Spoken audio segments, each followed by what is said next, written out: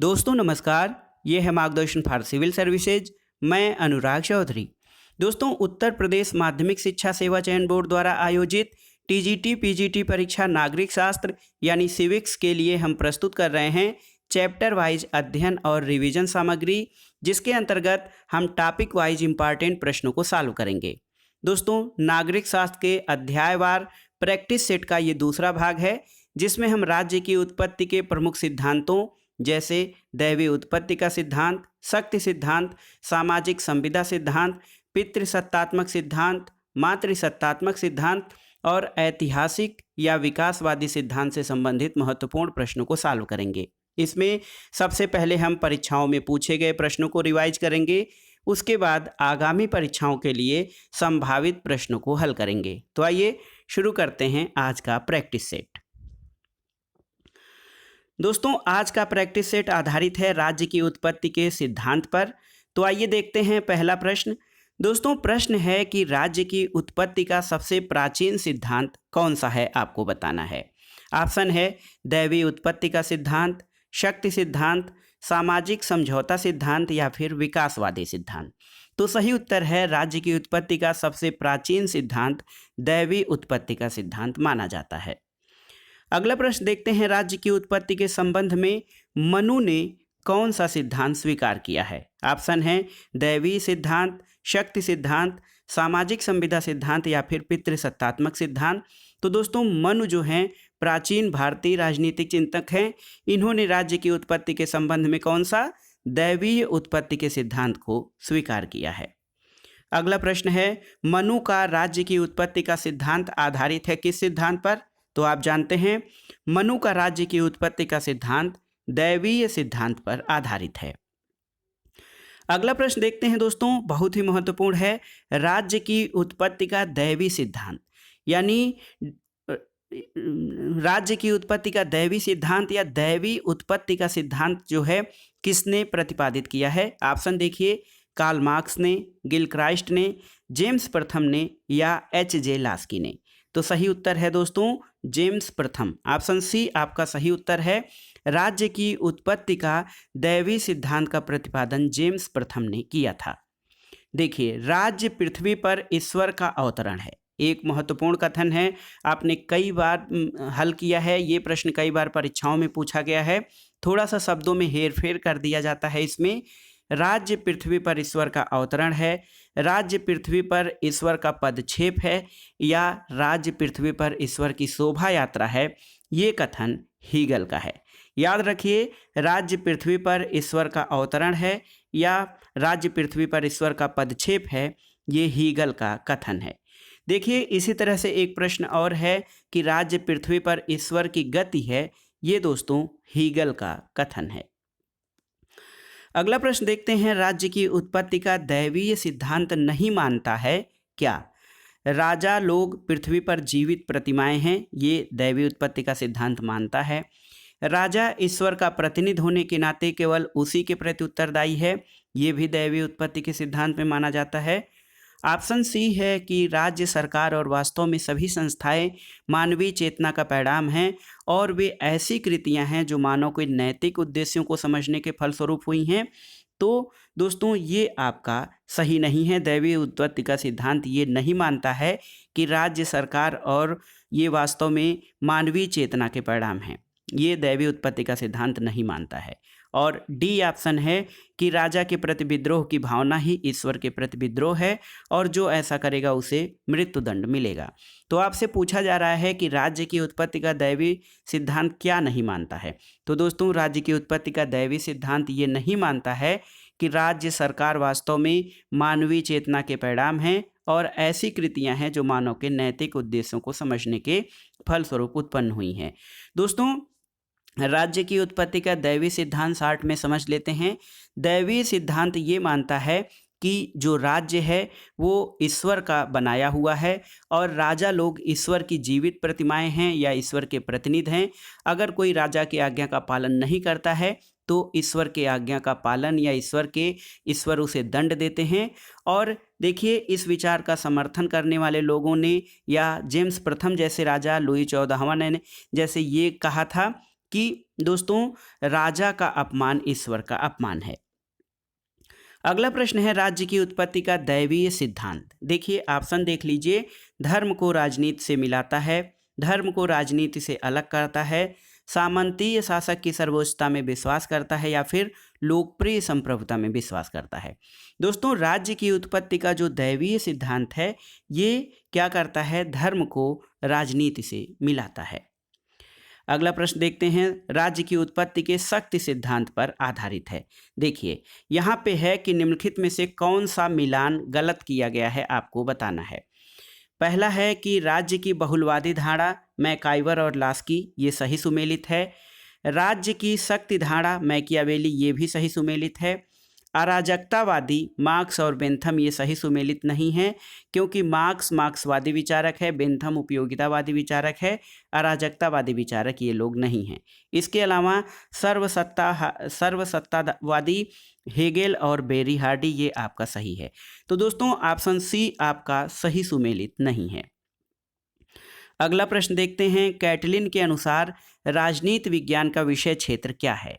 तो सही उत्तर क्या है, शक्ति का अध्ययन। दोस्तों कैटलिन राजनीति विज्ञान में शक्ति के अध्ययन को महत्वपूर्ण मानते हैं और वो कहते हैं कि राजनीति विज्ञान का विषय क्षेत्र शक्ति का अध्ययन यानी स्टडी ऑफ पावर है। तो याद रखिएगा कैटलिन के अनुसार राजनीति विज्ञान का विषय क्षेत्र शक्ति का अध्ययन है।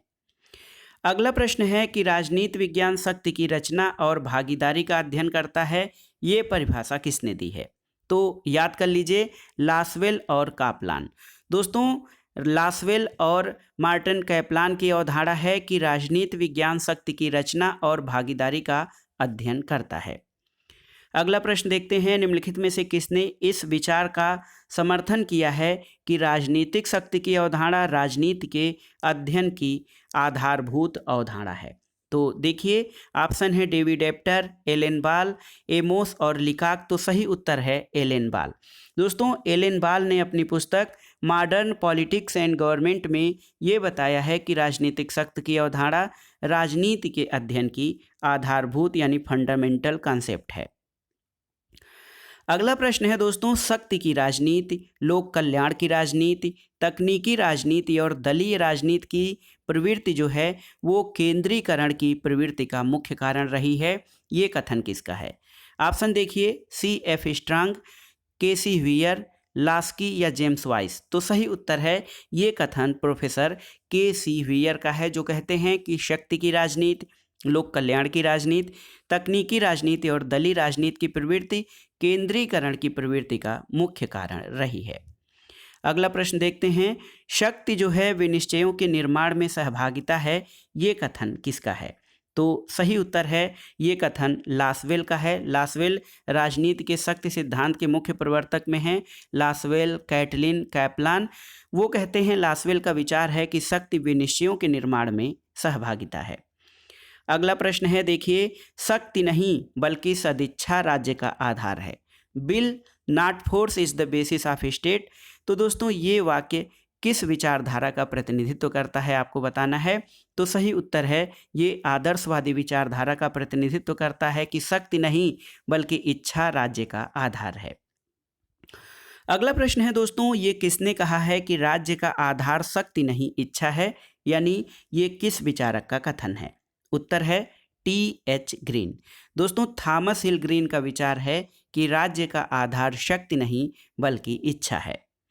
अगला प्रश्न देखते हैं, बहुत ही महत्वपूर्ण है, शक्ति की अवधारणा सर्वप्रथम किसने दी थी? देखिए ऑप्शन है आपके मैकियावेली, कार्ल मार्क्स, लासवेल या बेकर। तो सही उत्तर है दोस्तों शक्ति की अवधारणा सर्वप्रथम दोस्तों मैकियावेली, जिनको कि प्रथम आधुनिक राजनीतिक विचारक कहा जाता है, इन्होंने दी थी। और मैकियावेली ने अपने चिंतन, ग्रंथ और विचारों के द्वारा ये बताने का प्रयास किया है कि किस प्रकार राज्य को शक्तिशाली और सुरक्षित बनाया जा सकता है, और शक्ति की अवधारणा सर्वप्रथम मैकियावेली के द्वारा प्रस्तुत की गई थी। अगला प्रश्न है दोस्तों, संकल्प न कि शक्ति राज्य का आधार है, किसने कहा था?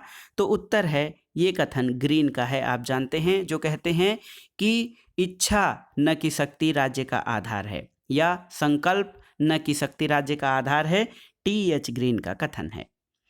अगला प्रश्न है दोस्तों, ये सत्य है कि जहां अभिभूत करने वाली शक्ति नहीं होती वहां राज्य नहीं होता, लेकिन शक्ति के क्रियान्वयन से ही राज्य का निर्माण नहीं होता, अन्यथा 10 युपोत और विद्रोहकारी सेना भी राज्य बन जाएगी। ये कथन किसका है? तो सही उत्तर है, ये कथन रॉबर्ट मैकाइवर का है।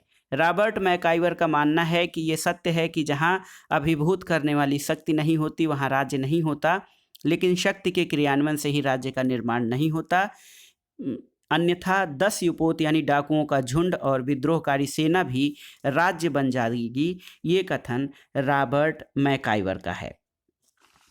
अगला प्रश्न देखते हैं दोस्तों, सामाजिक समझौते का सिद्धांत जो राज्य की उत्पत्ति से संबंधित बहुत ही महत्वपूर्ण है। आइए अब इससे संबंधित महत्वपूर्ण प्रश्न को देखते हैं। राज्य की उत्पत्ति के संबंध में कौन सा सिद्धांत इस धारणा से शुरू होता है कि राज्य की उत्पत्ति के पहले मनुष्य प्राकृतिक अवस्था में रहते थे? तो उत्तर है दोस्तों सामाजिक अनुबंध सिद्धांत या सोशल कॉन्ट्रैक्ट थियरी। सामाजिक अनुबंध सिद्धांत या सामाजिक समझौता सिद्धांत में ये धारणा जो है मानी जाती है कि राज्य की उत्पत्ति से पहले मनुष्य प्राकृतिक अवस्था में रहते थे। सामाजिक समझौता सिद्धांत के प्रमुख विचारकों में हाब्स, लॉक और रूसो का नाम आता है, और हाब्स, लॉक और रूसो ने तीनों ही विचारकों ने जो है राज्य के निर्माण के पूर्व प्राकृतिक अवस्था का चित्रण किया है। अगला प्रश्न है दोस्तों, शक्ति का स्थानांतरण हो सकता है न कि इच्छा का, जो कि संप्रभु होती है, ये किसने कहा है? तो ये रूसो का कथन है। रूसो अपने सामान्य इच्छा की अवधारणा में कहते हैं कि शक्ति का स्थानांतरण हो सकता है, इच्छा का नहीं, जो कि संप्रभु होती है। अगला प्रश्न है, कौन सा मिलान सही नहीं है, आपको बताना है। देखिए, हाब्स पितृसत्तात्मक, ये आपका मिलान सही नहीं है। अरस्तु की पुस्तक है राजनीति, रूसो की पुस्तक है सोशल कॉन्ट्रैक्ट यानी सामाजिक अनुबंध, मार्क्स का है कम्युनिस्ट पार्टी का घोषणा पत्र। तो सही उत्तर है हाब्स जो है पितृसत्तात्मक सिद्धांत से संबंधित नहीं बल्कि सामाजिक समझौता सिद्धांत से संबंधित है, और हाब्स की कृति लेवायथन है। अगला प्रश्न है दोस्तों, निम्नलिखित में से राज्य की उत्पत्ति के संबंध में कौन सा सिद्धांत 17वीं और 18वीं शताब्दी में सर्वाधिक लोकप्रिय था? तो ये था सामाजिक समझौते का सिद्धांत, और इसके प्रतिपादकों में हाब्स, लॉक और रूसो का नाम आता है। अगला प्रश्न देखते हैं, इनमें से कौन राज्य की उत्पत्ति के सामाजिक अनुबंध सिद्धांत से नहीं जुड़ा है? हाब्स, लॉक, रूसो या फिर जे.एस. मिल? तो सही उत्तर है दोस्तों जे.एस. मिल, ये राज्य की उत्पत्ति के सामाजिक अनुबंध सिद्धांत से नहीं जुड़ा हुआ है। देखिए, अगला प्रश्न आ भी गया कि सामाजिक अनुबंध सिद्धांत या सोशल कॉन्ट्रैक्ट थियरी के 3 प्रमुख प्रतिपादक कौन माने जाते हैं? तो हाब्स, लॉक और रूसो सामाजिक अनुबंध सिद्धांत के प्रमुख प्रतिपादक माने जाते हैं। अगला प्रश्न है दोस्तों, सामाजिक अनुबंध सिद्धांत किस पर आधारित है? देखिए, ऑप्शन है राष्ट्रीयता, संविधानवाद, व्यक्तिवाद या फिर समाजवाद। तो सही उत्तर है सामाजिक अनुबंध सिद्धांत व्यक्तिवाद पर आधारित है। अगला प्रश्न है, सामाजिक अनुबंध सिद्धांत इससे संबंध रखता है। देखिए, राज्य का स्वरूप, राज्य का कार्य, राज्य का उद्देश्य या राज्य का मूल। तो सही उत्तर है ऑप्शन डी, राज्य का मूल। सामाजिक अनुबंध सिद्धांत राज्य के मूल से संबंध रखता है और ये खोजने की कोशिश करता है कि राज्य की उत्पत्ति किस प्रकार हुई होगी। अगला प्रश्न देखते हैं, सामाजिक संविदा सिद्धांत के अनुसार राज्य क्या है? ऑप्शन देखिए, राज्य एक नैतिक संस्था है, राज्य एक मानवकृत संस्था है, राज्य प्राकृतिक और आवश्यक है, और राज्य की प्रकृति सावयवी है। तो सही उत्तर है सामाजिक संविदा सिद्धांत के अनुसार राज्य एक मानवीकृत संस्था है, यानी मानव निर्मित संस्था है। मनुष्यों ने बेहतर जीवन के लिए राज्य का निर्माण किया था। अगला प्रश्न है, किसने सामाजिक संविदा सिद्धांत की घटिया इतिहास, घटिया दर्शन और घटिया विधि के रूप में आलोचना की है? तो उत्तर है सर हेनरी मैन। दोस्तों, हेनरी मैन ने सामाजिक संविदा सिद्धांत की घटिया इतिहास, घटिया दर्शन और घटिया विधि के रूप में आलोचना की है। अगला प्रश्न है, प्राकृतिक अधिकारों का सिद्धांत आवश्यक भाग है? ऑप्शन देखिए, ऑस्टिन के संप्रभुता का, सामाजिक समझौते का, दैवीय उत्पत्ति के सिद्धांत का या शक्ति सिद्धांत का। तो सही उत्तर है दोस्तों प्राकृतिक अधिकारों का सिद्धांत सामाजिक समझौता सिद्धांत का प्रमुख भाग है। अगला प्रश्न है सूची 1 का सूची 2 से सुमेलन करना है। देखिए, हाब्स की महत्वपूर्ण कृति लेवायथन है। रॉबर्ट फिल्मर, दोस्तों रॉबर्ट फिल्मर पितृसत्तात्मक जो है राज्य के समर्थक हैं। रूसो की कृति जो है ये एमाइल है जो कि शिक्षा पर लिखी गया है, और जॉन लॉक की कृति है सिविल सरकार पर ट्रीटीज। तो सही उत्तर आपका हो जाएगा ऑप्शन ए, सही सुमेलित है। अगला प्रश्न देखते हैं, निम्न में से किस विचारक ने सामाजिक समझौते के सिद्धांत की आलोचना नहीं की है? ऑप्शन है कार्ल मार्क्स, राइट, वाहन या फिर ग्रीन। तो सही उत्तर है राइट। सामाजिक समझौते सिद्धांत की आलोचना राइट ने नहीं की है। अगला प्रश्न है दोस्तों, निम्नलिखित राजनीतिक दार्शनिकों के सही क्रम को पहचानिए। तो सही क्रम है हाब्स, लॉक, मॉन्टेस्क्यू और रूसो। तो आपका सही उत्तर हो जाएगा हाब्स, लॉक, मॉन्टेस्क्यू और रूसो। अगला प्रश्न है दोस्तों, सामाजिक संविदा का सिद्धांत मुख्य रूप से यह कार्य करने का प्रयत्न करता है। क्या आपको बताना है कि सामाजिक प्रसंविदा का सिद्धांत मुख्य रूप से कौन सा कार्य करने का प्रयत्न करता है? तो दोस्तों सामाजिक संविदा का सिद्धांत जो है ये राजनीतिक बाध्यता के आधार की व्याख्या करने का जो है कार्य करता है। तो याद रखिएगा, सामाजिक संविदा का सिद्धांत मुख्य रूप से राजनीतिक बाध्यता के आधार की व्याख्या करने का कार्य करता है। अगला प्रश्न है, निम्न सिद्धांतों में से किसके अनुसार राज्य की स्थापना जनता की इच्छा से हुई है? ऑप्शन है शक्ति सिद्धांत, दैवी सिद्धांत, सामाजिक समझौते का सिद्धांत या इनमें से कोई नहीं। तो दोस्तों सामाजिक समझौते के सिद्धांत के अनुसार ये माना जाता है कि राज्य की स्थापना जनता की इच्छा से हुई है, यानी जनता ने राज्य का निर्माण किया है। अगला प्रश्न है दोस्तों, यहाँ पर देखिए सुमेलित करना है। तलवार के बिना प्रसंविदा मात्र शब्द हैं, ये आपका हाब्स का कथन है। देखिए, तलवार के बिना प्रसंविदा मात्र शब्द हैं, ये हाब्स का कथन है। और देखिए, उच्चतर शक्ति व्यक्ति को स्वतंत्र होने के लिए बाध्य किया जाएगा, ये रूसो का कथन है। तो देखिए, तलवार के बिना प्रसंविदा ये हाब्स का कथन है। व्यक्ति को स्वतंत्र होने के लिए बाध्य किया जाएगा, रूसो का कथन है। और उच्चतर शक्ति केवल डाकुओं के झुंड बना सकती है, राज्य नहीं। देखिए, ये कथन है कि उच्चतर शक्ति केवल डाकुओं का झुंड बना सकती है, राज्य नहीं।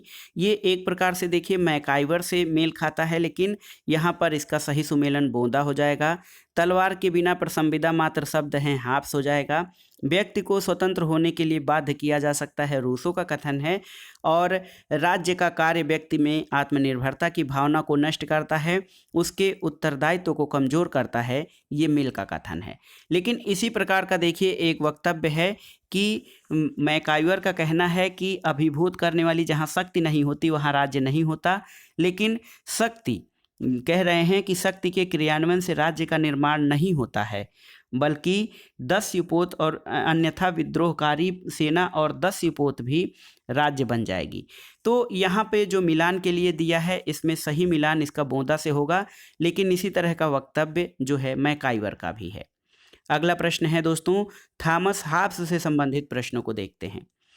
प्रश्न है कि किस राजनीतिक चिंतक ने, देखिए किस राजनीतिक चिंतक ने अपनी आत्मकथा में लिखा है कि उसकी मां ने जुड़वा बच्चों को जन्म दिया, स्वयं उसे और डर को? तो ये थॉमस हाब्स ने अपनी आत्मकथा में लिखा है। किसने राजनीति शास्त्र के अध्ययन में ज्यामिति, भौतिकी और मनोविज्ञान की मदद ली? तो दोस्तों ये हाब्स था। और हाब्स के अनुसार प्राकृतिक राज्य किसका युग था? तो सही उत्तर है हाब्स के अनुसार प्राकृतिक राज्य जो है या प्राकृतिक अवस्था निरंतर संघर्ष की अवस्था थी, जिसमें व्यक्ति एक दूसरे के खून के प्यासे थे। अगला प्रश्न है, देखिए हाब्स के अनुसार प्राकृतिक अवस्था में मानवीय जीवन किस प्रकार का था? तो आपने हाब्स को पढ़ा होगा दोस्तों। हाब्स कहता है कि प्राकृतिक अवस्था में मानव जीवन एकाकी, निर्धन, निंदनीय, पाशविक और अल्पकालिक था। अगला प्रश्न है, कौन आत्मरक्षा के अधिकार को व्यक्ति का प्राकृतिक अधिकार मानता है? तो ये हाब्स है जो आत्मरक्षा के अधिकार को व्यक्ति का प्राकृतिक अधिकार मानता है। अगला प्रश्न है दोस्तों, हाब्स के सामाजिक समझौते में लोगों ने लेवायथन को क्या सौंपे थे? तो सही उत्तर है हाब्स के सामाजिक समझौते में लोगों ने लेवायथन को लगभग सभी अधिकार सौंप दिए थे। अगला प्रश्न है, सामाजिक समझौते के सिद्धांत के साथ संप्रभु राज्य की अवधारणा किसने संयुक्त किया था? तो ये था थॉमस हॉब्स। और देखिए किसने कहा कि प्राकृतिक अवस्था में युद्ध और हर व्यक्ति का सब लोगों के विरुद्ध युद्ध था? तो प्राकृतिक अवस्था का ऐसा चित्रण हॉब्स के द्वारा किया गया है। अगला प्रश्न है दोस्तों, हॉब्स व्यक्ति को संप्रभु की अवज्ञा करने का अधिकार कब देता है? तो उत्तर है आत्मरक्षा के लिए। दोस्तों यदि हॉब्स का कहना है कि व्यक्ति के जीवन को खतरा हो तो वो आत्मरक्षा के लिए संप्रभु की अवज्ञा करने का अधिकार देता है। अगला प्रश्न है, निम्नांकित में से किस राजनीतिक चिंतक ने कहा है कि तलवार के बिना प्रसंविदाएं केवल शब्द हैं और उनमें वह शक्ति नहीं होती है जो मनुष्यों को सुरक्षित कर सके? ये हॉब्स का कथन है। हॉब्स के बाद अब आइए देखते हैं जॉन लॉक से संबंधित प्रश्नों को। राज्य की उत्पत्ति के सामाजिक अनुबंध सिद्धांत की विवेचना में जॉन लॉक ने किसका समर्थन किया है? तो दोस्तों जॉन लॉक ने सीमित राजतंत्र या संवैधानिक राजतंत्र का समर्थन किया है अपनी सामाजिक अनुबंध की धारणा में। अगला प्रश्न है कि इनमें से किससे लॉक के विचारों को प्रेरणा प्राप्त हुई है? ऑप्शन है 1655 की हिंसक क्रांति, 1642 का गृह युद्ध, 1650 की स्वर्णिम क्रांति या 1688 की स्वर्णिम क्रांति। तो दोस्तों 1688 के गौरवपूर्ण क्रांति या स्वर्णिम क्रांति, इससे लॉक के विचारों को प्रेरणा मिली थी। अगला प्रश्न है कि लॉक के अनुसार लोगों ने समझौता इसलिए किया था ताकि, उसका कारण क्या था? तो दोस्तों लॉक के अनुसार व्यक्तियों ने समझौता इसलिए किया था ताकि उनके अधिकारों की रक्षा हो सके। लॉक के अनुसार जो प्राकृतिक अवस्था थी वो शांतिपूर्ण अवस्था थी, लोगों के साथ मेल जोल और सहयोग की और पारस्परिक सहायता की अवस्था थी, और व्यक्तियों के पास जीवन, स्वतंत्रता और संपत्ति के प्राकृतिक अधिकार भी थे। लेकिन उसमें क्या समस्या थी कि जो उन समय वहाँ पे कुछ प्राकृतिक विधियाँ भी थीं, यानी प्राकृतिक नियम थे, लेकिन प्राकृतिक नियमों को भंग करने के बाद कोई संस्था ऐसी नहीं थी जो उसका निर्धारण कर सके और भंग करने वाले को दंड दे सके। तो कुल मिलाकर लोगों ने समझौता अपने अधिकारों की रक्षा के लिए किया, क्योंकि प्राकृतिक अवस्था में अधिकार होने के बावजूद भी उनके सुरक्षा की गारंटी नहीं थी। अगला प्रश्न है कि लॉक ने सामाजिक समझौते के सिद्धांत का उपयोग किस कार्य में किया है? तो उत्तर है, याद कर लीजिए, उदार लोकतांत्रिक राज्य को न्यायसंगत ठहराने के लिए लॉक ने सामाजिक समझौते के सिद्धांत का उपयोग किया है। अगला प्रश्न है कि निम्नलिखित में से कौन सा लॉक के सामाजिक समझौता सिद्धांत के अनुसार एक प्राकृतिक अधिकार नहीं है? तो दोस्तों लॉक के अनुसार जो प्राकृतिक अधिकार हैं वो लाइफ, लिबर्टी और प्रॉपर्टी, इसमें धर्म का अधिकार जो है प्राकृतिक अधिकार नहीं है। अगला प्रश्न देखते हैं, लॉक के अनुसार प्राकृतिक अवस्था में मनुष्यों को प्राप्त था कौन सा? तो इसमें ऑप्शन है राजनीतिक अधिकार, प्राकृतिक अधिकार, कानूनी अधिकार और धार्मिक अधिकार। तो सही उत्तर है इसमें जो व्यक्तियों को प्राकृतिक अवस्था में लॉक के अनुसार प्राकृतिक अधिकार प्राप्त थे। अगला प्रश्न है, इनमें से कौन सामाजिक संविदा के सिद्धांत से संबंधित हैं? Austin, lock, JS. मिल और मार्क्स। तो सही उत्तर है जॉन लॉक जो हैं ये सामाजिक संविदा सिद्धांत से संबंधित हैं। अगला प्रश्न है दोस्तों, जॉन लॉक और रूसो के सामाजिक संविदा सिद्धांत के संबंध में क्या सही है? देखिए, लॉक का समझौता पूर्णतया स्वतंत्र समझौता है, जबकि रूसो की संविदा आबद्ध संविदा है, सही है।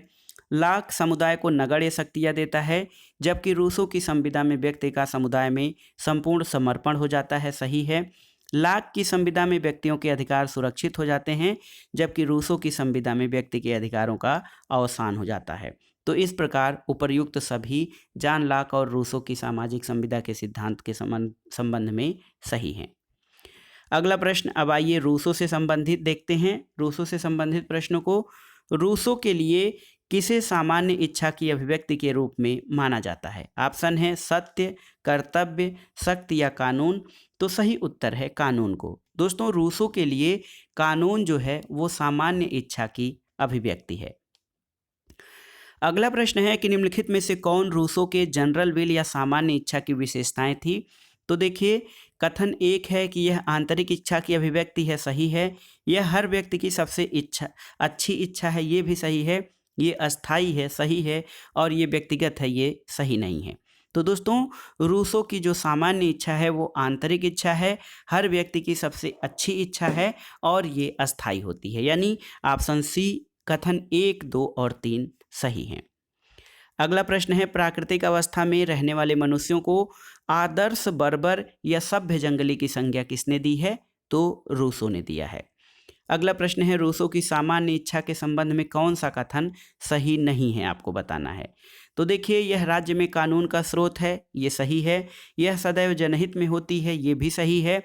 यह सबकी इच्छा है, ये सही नहीं है, क्योंकि ये सभी व्यक्तियों की इच्छा नहीं बल्कि सभी व्यक्तियों की उन इच्छाओं का योग है जिसका उद्देश्य लोक कल्याण या जनहित होता है, और ये सदैव सही होती है, ये सही है। यानी सामान्य इच्छा राज्य में कानून का स्रोत है, ये जनहित में होती है, सदैव सही होती है, और ये सब सही है सामान्य इच्छा के बारे में। लेकिन सही ये नहीं है कि ये सबकी इच्छा है, क्योंकि सामान्य इच्छा सबकी इच्छा नहीं है, ये सबकी अच्छी इच्छाओं या सदिच्छाओं का योग है। अगला प्रश्न है, प्रत्येक व्यक्ति सबके हाथों में अपने को समर्पित करते हुए किसी के भी हाथों में अपने को समर्पित नहीं करता है, ये कथन किसका है? तो उत्तर है दोस्तों, ये रूसो का कथन है। अगला प्रश्न है, रूसो किस देश का रहने वाला था? तो सही उत्तर है, रूसो फ्रांस का राजनीतिक विचारक और दार्शनिक था।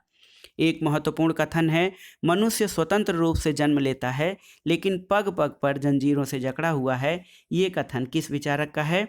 तो ये कथन दोस्तों जे रूसो यानी जीन जैक्स रूसो का है। अगला प्रश्न आइए देखते हैं। अगला प्रश्न है कि मनुष्य स्वतंत्र पैदा हुआ है, वह सर्वत्र जंजीरों में बंधा हुआ है, इस वाक्य से रूसो का आशय क्या है? तो सही उत्तर है कि इन श्रृंखलाओं को तोड़ दिया जाए और तभी व्यक्ति जो है पूरी तरह से स्वतंत्र हो सकता है। अगला प्रश्न है दोस्तों, रूसो की सामान्य इच्छा का मतलब क्या है? तो सही उत्तर है, रूसो की सामान्य इच्छा का मतलब उत्कृष्ट सार्वभौमिक इच्छा किसी एक व्यक्ति की भी हो सकती है जिसका उद्देश्य समाज का या समुदाय का सामान्य हित हो। अगला प्रश्न है, सामान्य इच्छा का सिद्धांत किसने प्रतिपादित किया था? तो उत्तर है, रूसो ने। सामाजिक संविदा का लेखक कौन है?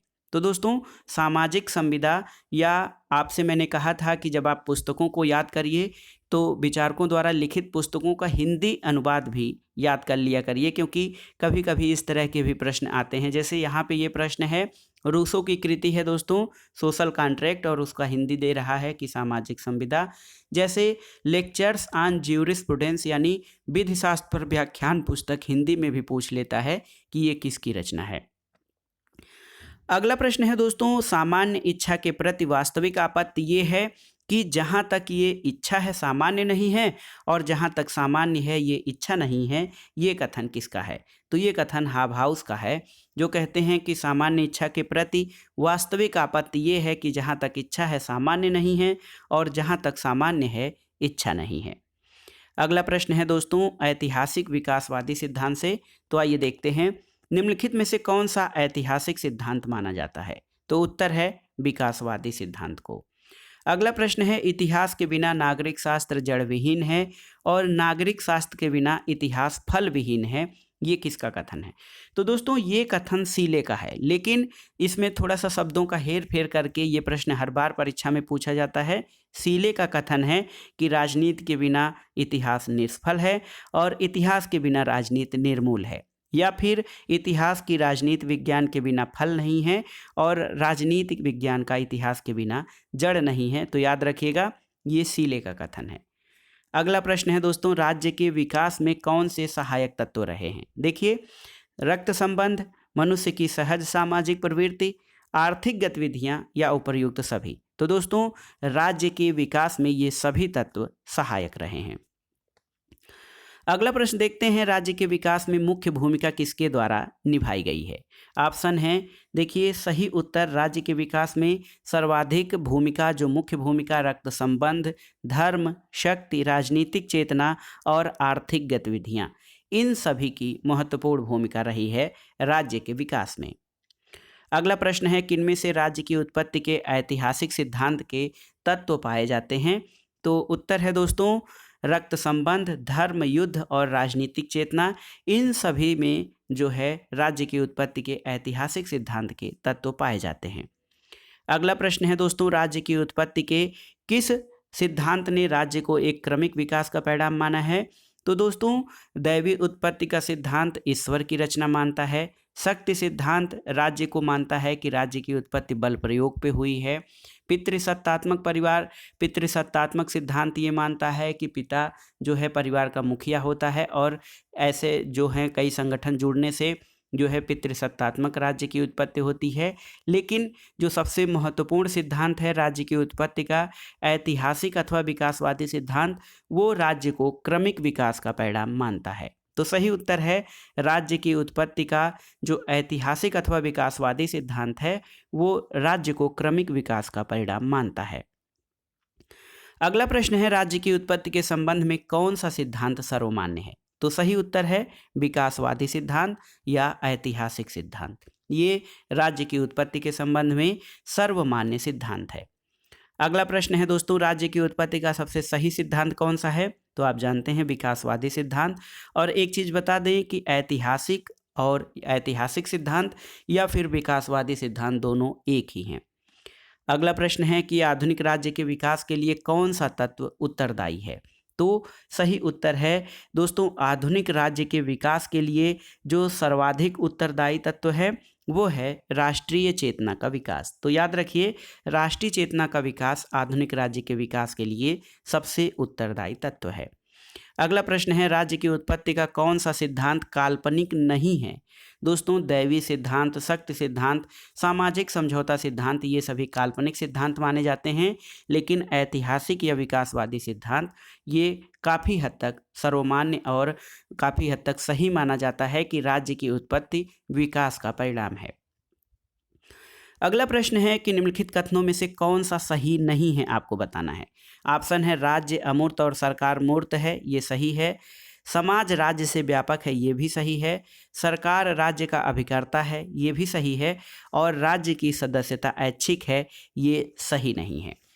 राज्य की सदस्यता ऐच्छिक नहीं बल्कि अनिवार्य है। हम जैसे ही जन्म लेते हैं हम किसी न किसी राज्य के सदस्य होते हैं, और ये हमारी इच्छा पर निर्भर नहीं करता है कि हम किसी राज्य के सदस्य न हों।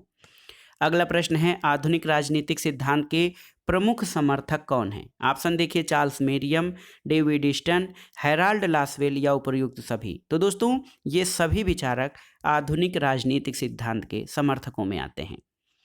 अगला प्रश्न देखते हैं, राजनीतिक चेतना राज्य की उत्पत्ति के सिद्धांत का एक कारक है, ये किस सिद्धांत से संबंधित है? तो सही उत्तर है, ये विकासवादी सिद्धांत से संबंधित है, जिसमें ये माना जाता है कि राजनीतिक चेतना राज्य की उत्पत्ति में बहुत सहायक रही है।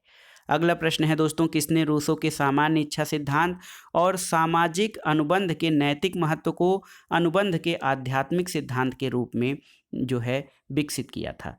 तो सही उत्तर है कांट। दोस्तों, कांट एक आदर्शवादी विचारक है और इसने रूसो के सामान्य इच्छा सिद्धांत और सामाजिक अनुबंध के नैतिक महत्व को अनुबंध के आध्यात्मिक सिद्धांत के रूप में विकसित किया था। अगला प्रश्न देखते हैं, राज्य की उत्पत्ति के संबंध में ऐतिहासिक सिद्धांत किसके द्वारा प्रतिपादित किया गया? तो राज्य की उत्पत्ति के ऐतिहासिक सिद्धांत के जो समर्थकों में दोस्तों हेनरी मैन हैं।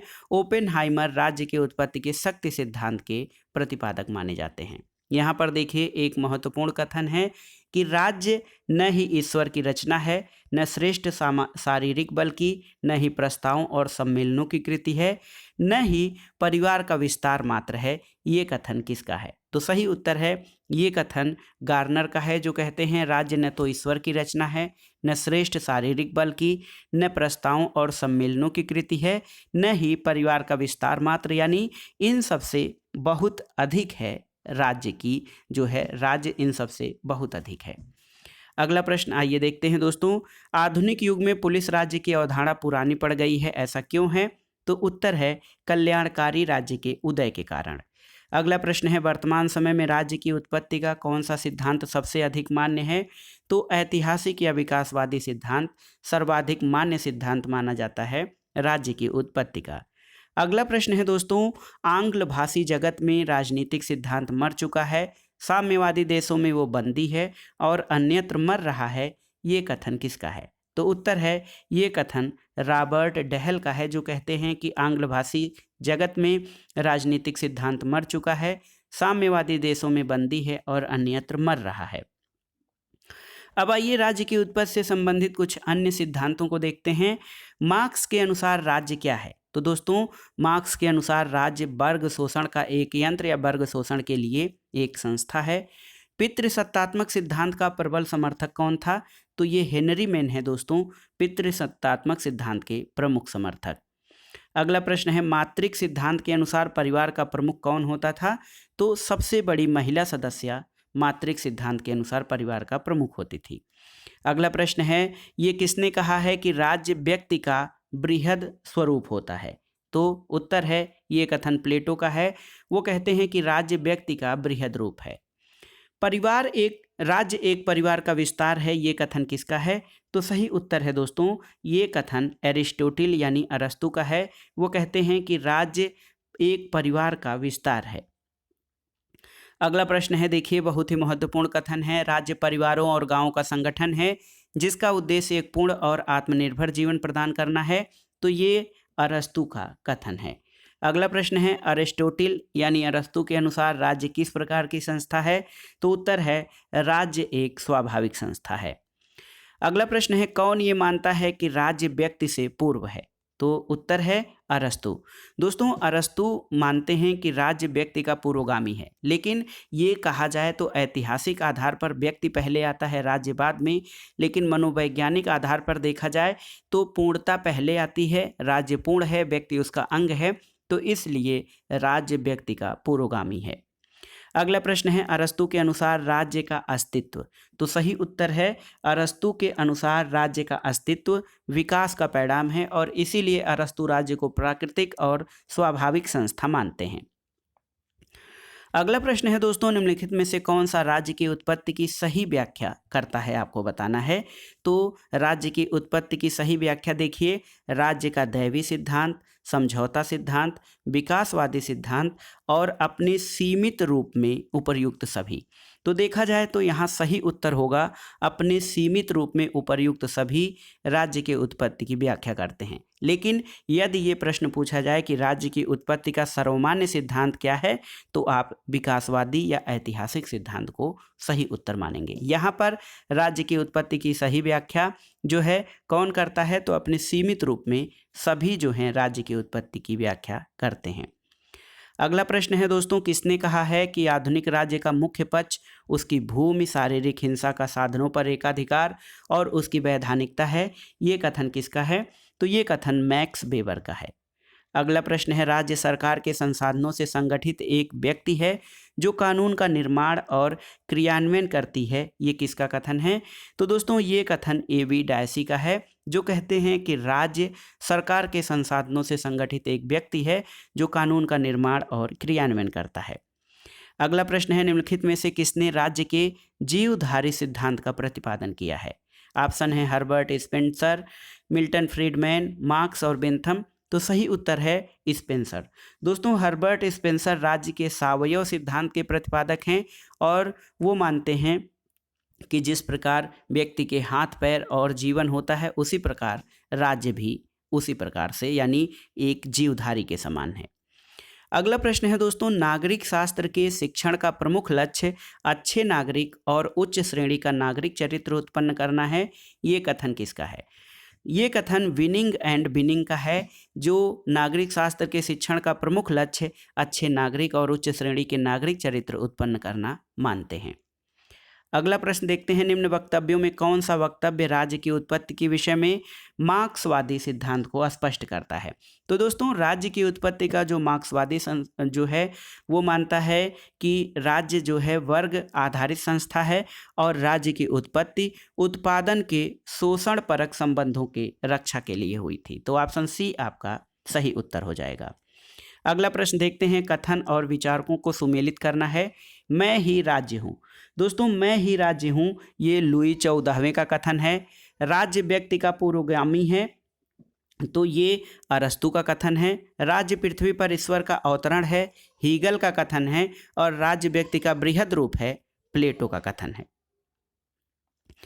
अगला प्रश्न देखते हैं, किसने कहा है कि शक्ति एक विशेष प्रकार का प्रभाव है जिसके न पालन करने पर घोर हानियां उठानी पड़ सकती हैं।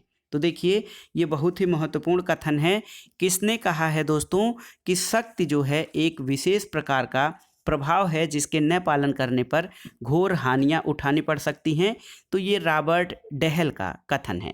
रॉबर्ट डहल राज्य की उत्पत्ति के शक्तिवादी सिद्धांत के समर्थकों में हैं और उनका मानना है कि शक्ति एक विशेष प्रकार का प्रभाव है जिसके न पालन करने पर घोर हानियां उठानी पड़ सकती हैं। अगला प्रश्न है, किसने राजनीति विज्ञान को शक्ति के विज्ञान के रूप में परिभाषित किया है? तो सही उत्तर है कैटलिन। दोस्तों, कैटलिन जो है राजनीति विज्ञान को जो है शक्ति का विज्ञान मानते हैं। अगला प्रश्न है, सामाजिक समझौता सिद्धांत मूलतः क्या चाहता है? आपको बताना है। तो उत्तर है, सामाजिक समझौता सिद्धांत राजनीतिक दायित्व के आधार को समझने का प्रयास करता है। अगला प्रश्न है दोस्तों, कल्याणकारी राज्य या वेलफेयर स्टेट का उद्देश्य क्या है? तो सही उत्तर है दोस्तों, कल्याणकारी राज्य का उद्देश्य जो है ये कमज़ोर या सभी नागरिकों को दोस्तों, कल्याणकारी राज्य वो है जो कमज़ोर वर्गों के कल्याण का प्रबंध करता है ताकि सभी लोगों का विकास हो सके या फिर उनका कल्याण हो सके। अगला प्रश्न है, निम्नलिखित में से कौन सा सिद्धांत ये मानता है कि राज्य मानव स्वभाव के सार्वभौम सिद्धांतों की क्रमिक प्राप्ति है? तो देखिए, ये सिद्धांत है ऐतिहासिक या विकासवादी सिद्धांत जो मानता है कि राज्य मानव स्वभाव के सार्वभौम सिद्धांतों की क्रमिक प्राप्ति है।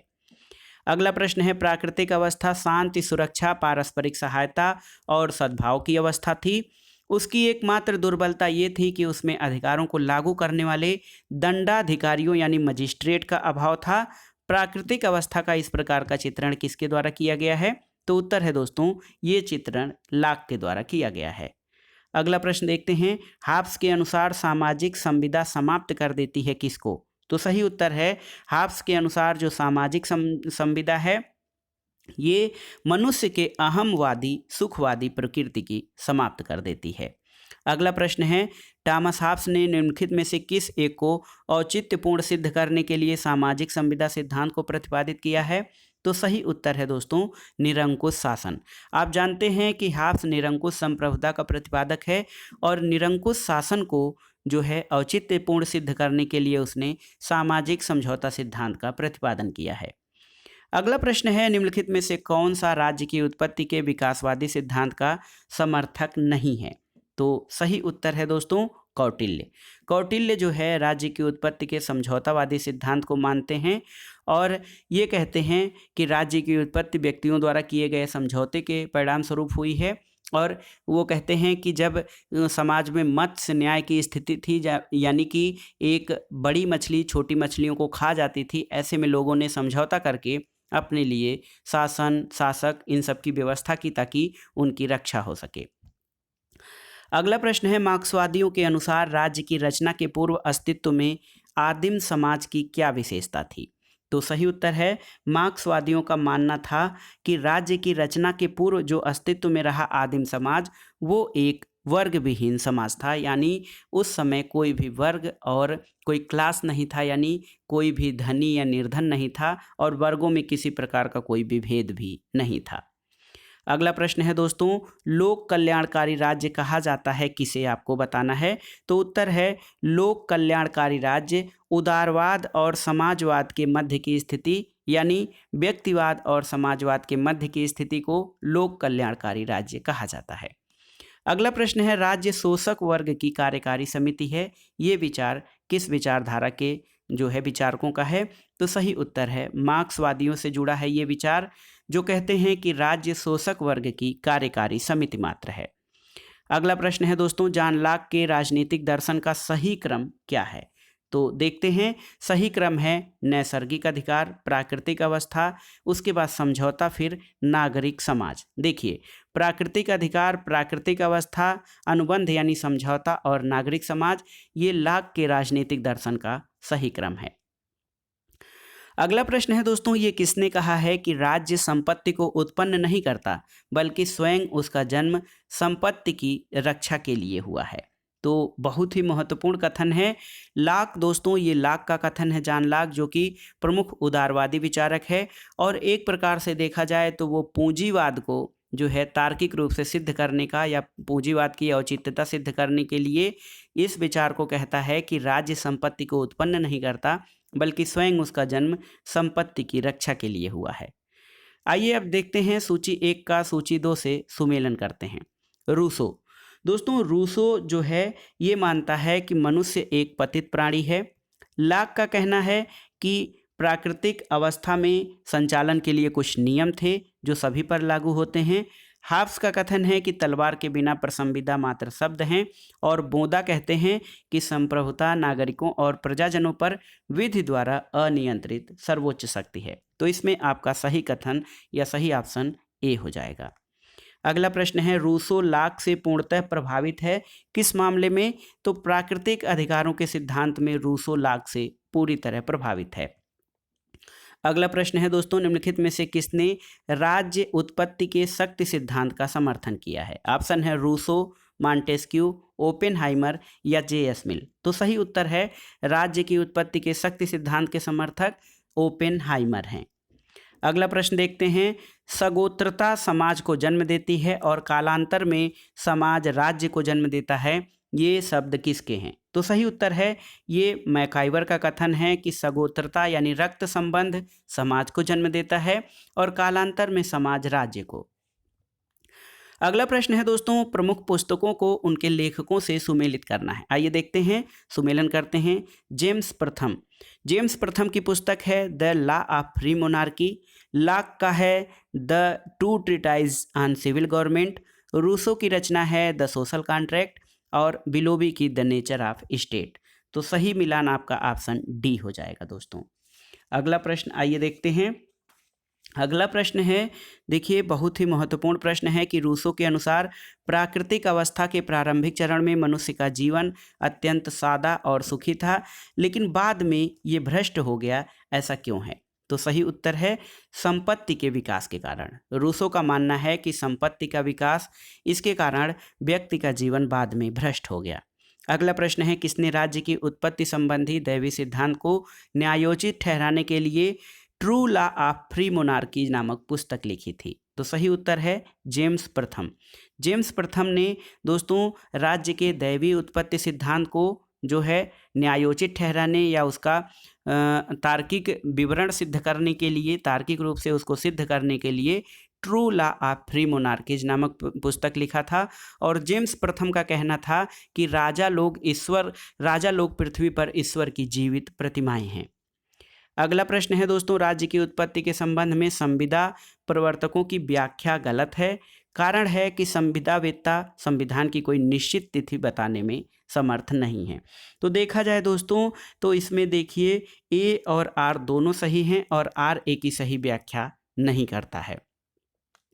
अगला प्रश्न है, मार्क्स के अनुसार राज्य की उत्पत्ति किस प्रकार हुई है? तो सही उत्तर है मार्क्स के अनुसार राज्य की उत्पत्ति धनी लोगों द्वारा गरीबों के शोषण को वैधानिकता प्रदान करने के लिए राज्य की उत्पत्ति हुई है और मार्क्सवादी राज्य को शोषण का यंत्र मानते हैं। अगला प्रश्न है कि किस एक शब्द का प्रयोग हाब्स द्वारा राज्य को इंगित करने के लिए किया गया है? तो दोस्तों हाब्स जो है राज्य के लिए कॉमनवेल्थ शब्द का प्रयोग करता है। अगला प्रश्न है, राज्य की उत्पत्ति के संदर्भ में शांति पर्व में कितने सिद्धांत प्रतिपादित हैं? तो सही उत्तर है शांति पर्व में 2 सिद्धांतों का प्रतिपादन किया गया है।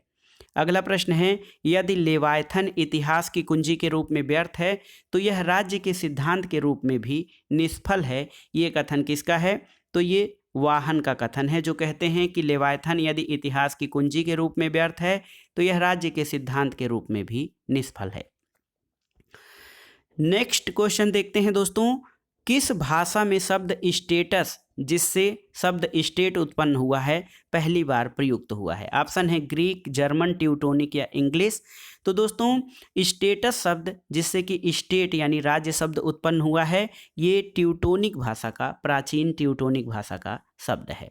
अगला प्रश्न है, राज्य की उत्पत्ति के सावयवी सिद्धांत के साथ किसका नाम संबद्ध है? तो सही उत्तर है सावयवी सिद्धांत के साथ दोस्तों हर्बर्ट स्पेंसर का नाम जुड़ा हुआ है। अगला प्रश्न है दोस्तों, निम्नलिखित में से कौन सा लेखक राजनीति शास्त्र में ऐतिहासिक दृष्टिकोण का मुख्य विवेचक नहीं था? ऑप्शन देखिए, जॉर्ज कैटलिन, लियो स्ट्रास, जी.एस. सेबाइन या जैकोब्सन।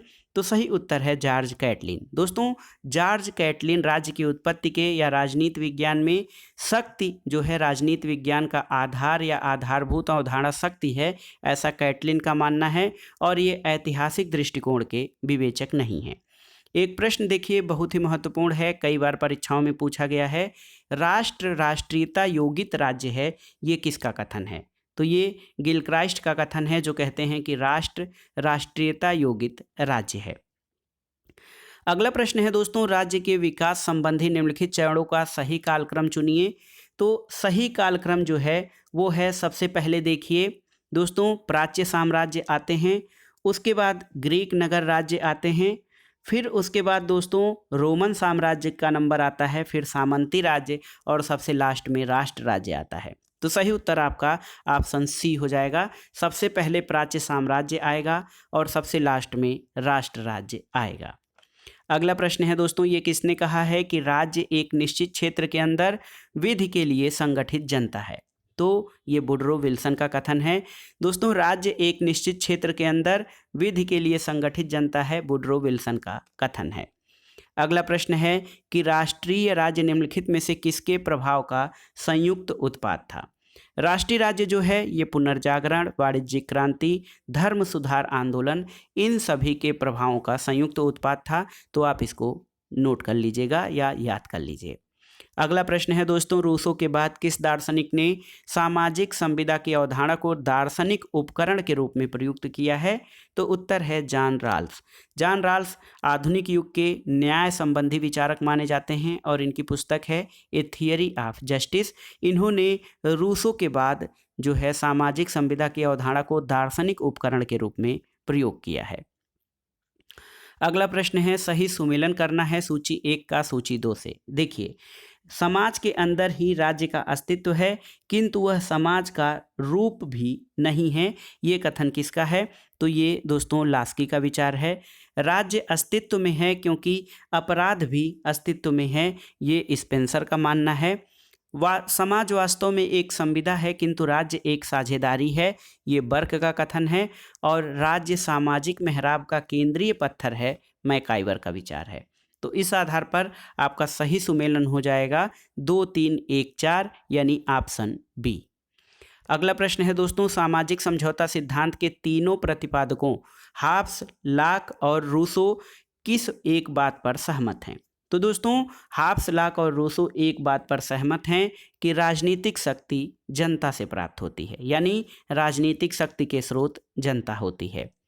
अगला प्रश्न कथन कारण से संबंधित है, आइए देखते हैं।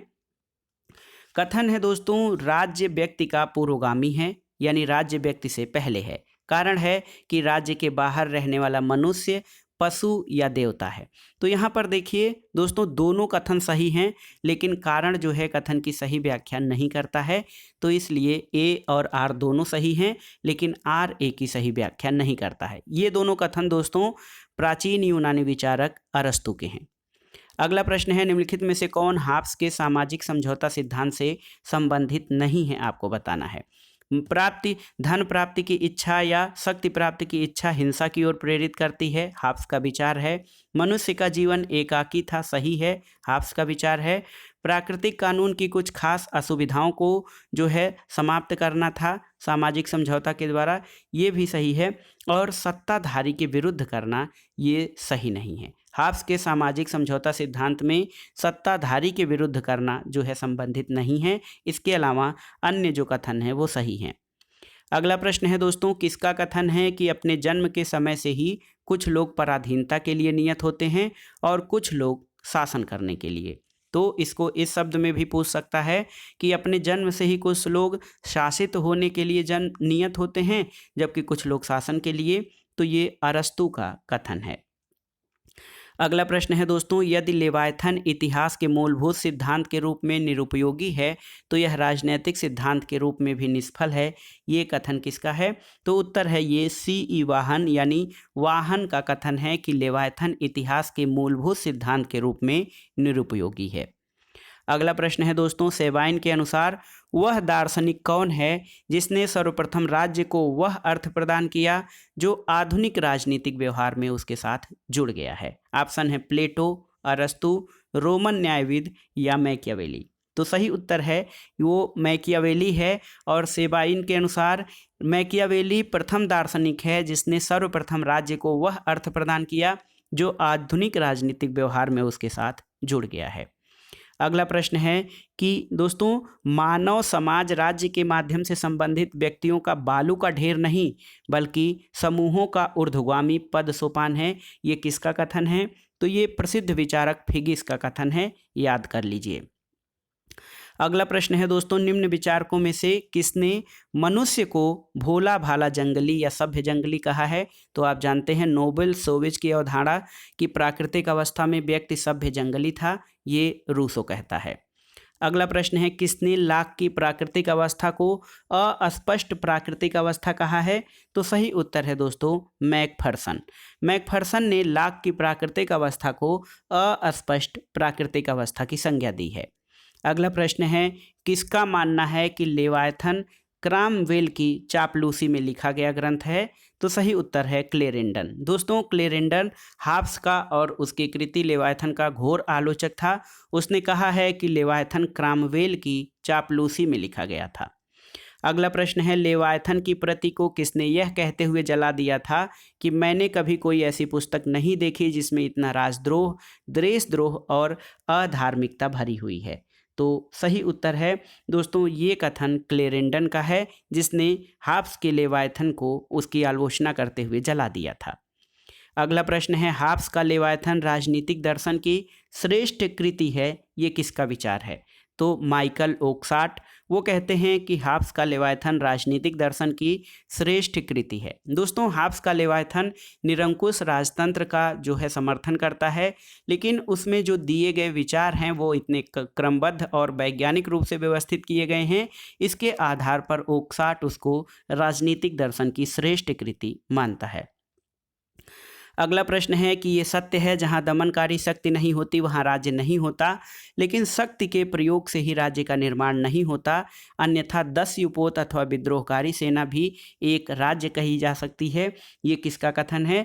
तो याद कर लीजिए R.M. मैकाइवर। दोस्तों मैकाइवर का कथन है कि ये सत्य है कि जहाँ दमनकारी शक्ति नहीं होती वहाँ राज्य नहीं होता, लेकिन शक्ति के प्रयोग से ही राज्य का निर्माण नहीं होता, अन्यथा 10 युपोत यानी डाकुओं के झुंड और विद्रोहकारी सेना भी एक राज्य कहा जा सकता था। मैकाइवर का कथन है। अगला प्रश्न और इस वीडियो का आखिरी प्रश्न है दोस्तों, निम्नलिखित में से किसने राज्यों का वर्गीकरण गणतंत्र, जनतंत्र, कुलीन तंत्र और राजतंत्र में किया है? तो सही उत्तर है ये दोस्तों गणतंत्र, जनतंत्र, कुलीन तंत्र और राजतंत्र में राज्यों का वर्गीकरण मॉन्टेस्क्यू के द्वारा किया गया है।